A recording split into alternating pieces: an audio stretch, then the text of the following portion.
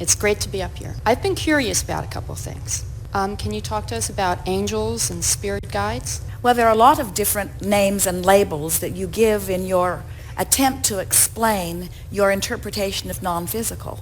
What specifically are you wanting from us? How do angels or spirit guides work? Are they real? How do we experience them? How do we call on them? Well, it's a big question because a lot of different people use those labels and mean somewhat different things by them. But in essence, what you're asking about, you are extensions of source energy. And so, of course, all of that is real.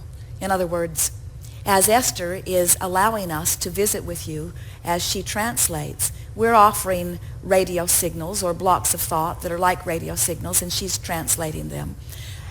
And there are people who, when they receive those blocks of thoughts or radio signals, can translate visually. Esther is translating verbally.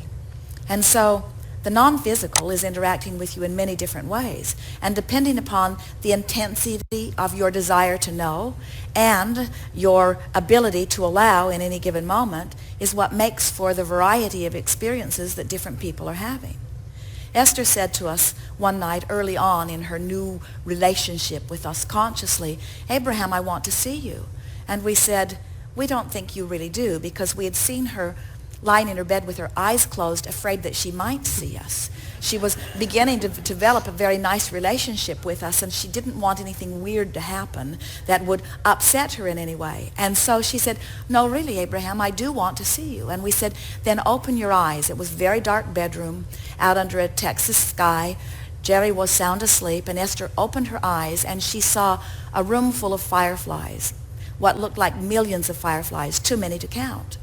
And then all of the fireflies gathered together in one corner, emitting a light that was so bright that Esther could not look into it. And then the bright light dispersed into several lights around the room, not millions and not one bright light, but several lights around the room that Esther could behold. And then she said, "I see that you are energy." And we said, "This is your visual translation of that which we are." And it is the most accurate translation that Esther and her practical mindedness could find, because it was the translation in the way that we were projecting it. In other words, we want Esther to understand that we are energy. There are those who want their spirit guide or their non-physical energy stream to be translated to them in ways that match the stories that they've been told. One day, early and also in Jerry and Esther's experience, they did a radio broadcast in Dallas, Texas. And one of the women who heard the broadcast came to the first meeting and later became a very good friend with Jerry and Esther. And she later told them that at that first meeting, or on that way to that meeting, she had said, "All right, Abraham, whoever you are you good or evil?" Which sort of gives you an idea of where she was at that time. She did not yet know what we had to say, and she was not sure how it all broke down into physical terminology. And so, as the meeting unfolded, Esther remembers Abraham sitting in a chair and opening her eyes and then pausing in silence for what felt to Esther like a very long time. And then the meeting got underway and the questions and answers began. And a few weeks later, once Jerry and Esther became very good friends with this dear woman, she told them about her story, about how she had quizzed us on her way to the meeting, and that when Esther, Abraham, opened their eyes, that the room filled with wings of angels.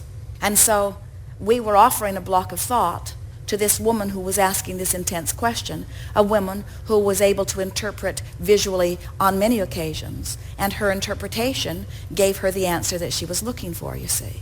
And so we want to say to you in a soft way that it is in the eye of the beholder, in the sense that everyone has the ability to interact with non-physical, but you cannot interact apart from the beliefs you already hold. Right.